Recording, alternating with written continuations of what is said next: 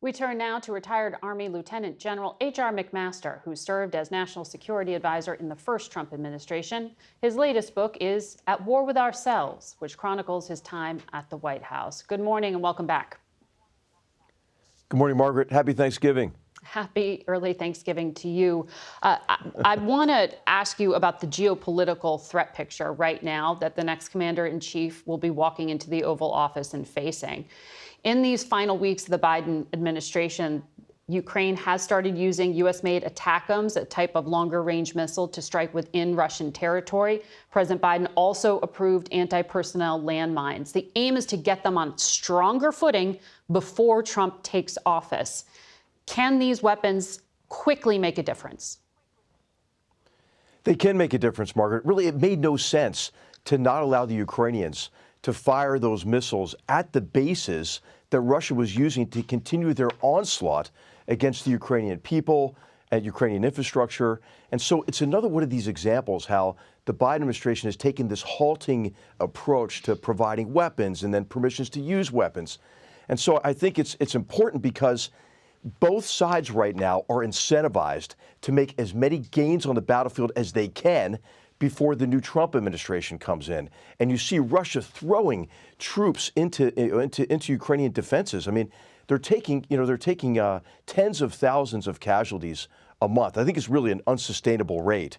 And what the Ukrainians are doing now is trying to protect themselves from the onslaught, inflict as many casualties as they can, and they're trading some space for time and the opportunity to cause more attrition on Russian forces. So the next couple of months, I think, are really critical in terms of what is the next phase in the war in Ukraine.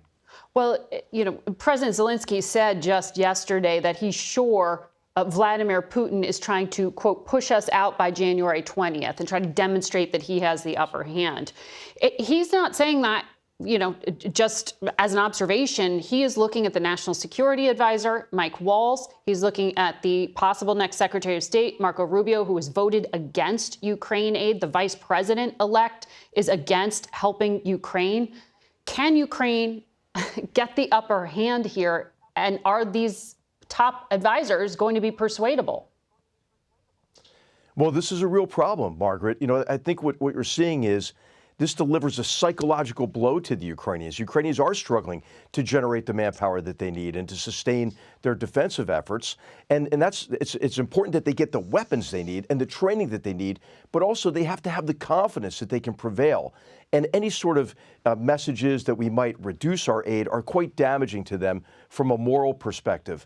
I think, and what I hope, is that those who President Trump has nominated and President Trump himself will begin to see the quite obvious connections between the war in Ukraine and this axis of aggressors. They're doing everything they can to tear down the existing international order. I mean, heck, Margaret, North Korean soldiers are fighting on European soil in the first major war in Europe since World War II. Look at what China's doing to sustain Russia's war-making machine with the cash Vladimir Putin needs, but also with the equipment and the hardware necessary to build these missiles that are continuing this onslaught. Iran is providing the Shahed drones and missiles. North Korea is also providing 8 million rounds of artillery. So I think what's happened is so many people have taken such a myopic view of Ukraine, and they've misunderstood Putin's intentions and how consequential the war is to our interests across the world. Well, one of the things, and you are a historian, you've written quite a lot and looked at presidential decision making. One of the things you've written in At War with Ourselves was it is important, based on your study of the Vietnam War, to ensure that the president gets the best analysis and multiple options so he can make informed decisions.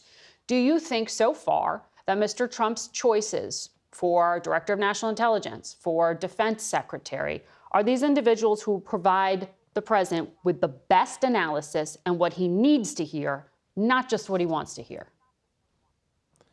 Well, this is what the Senate has to really exercise their advice and consent role. And I think it's worth going back to Federalist 76, where John Adams said, really, this advice and consent is so important to make sure the best people are in those positions. President Trump, as I wrote in the book, he does learn. He does listen to advice. He does evolve his understanding. So who will those people be? I think for the new Secretary of Defense, the nominated Director of National Intelligence, they ought to be asked, what do you think motivates or drives and constrains Vladimir Putin? There's a fundamental misunderstanding based on the nominee for D&I about what motivates him. It's not his security concerns. His security concerns don't need to be allayed. That's the mistake the Biden administration made, and I think as a result almost greenlighted the re-invasion of Ukraine in February of 2022. What are the consequences if Ukraine fails and Russia succeeds globally? I think, Margaret, they've got to be asked about, really how do they reconcile or help President Trump reconcile peace through strength and what you see in some elements of the Republican Party, which replicate the far left oftentimes toward retrenchment and disengagement, and then even blaming ourselves for the acts of our adversaries, as Tulsi Gabbard has done, talking about how Putin really felt aggrieved, and that's why he had to invade Ukraine. Right. That's a rushing talking point that she's repeated and in direct contravention to what U.S. intelligence has concluded. I also want to ask you about someone you. And this is what I can't understand, Margaret. Yeah. There's some people in the Republican Party these days who kind of tend to parrot Vladimir Putin's talking points. I don't know if it's because they're drawn to him and they see him as a kind of a defender of Western civilization, as the shirtless guy on horseback, but they've got to disabuse themselves of this strange affection for Vladimir Putin, who is not going to stop in his effort to restore Russia to national greatness at our expense. That's what he's obsessed with. He's obsessed with kind of reestablishing the Russian Empire. And so he has aspirations that go far beyond anything that's in reaction to what we do. Yeah. And the only thing that stops him really is strength, Margaret. And you wrote in your book that you didn't understand Donald Trump's fascination with Vladimir Putin. Quickly, Seb Gorka is going to be the Senior Director for Counterterrorism, Deputy Assistant to the President. Is he a good person to advise on national security? No, he's not, Margaret. But I think that the president and others who are working with him will probably determine that pretty quickly soon after he gets into that job.